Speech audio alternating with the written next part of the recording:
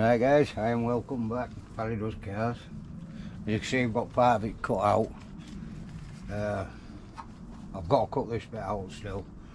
I'll show you how this bit fits at the moment, because it fits pretty well. Oh, yeah.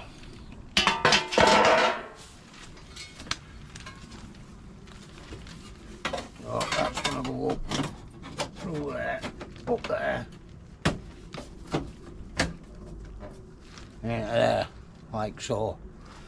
So I've got that, but now I've got to take out the spot welds round the strut tower brace.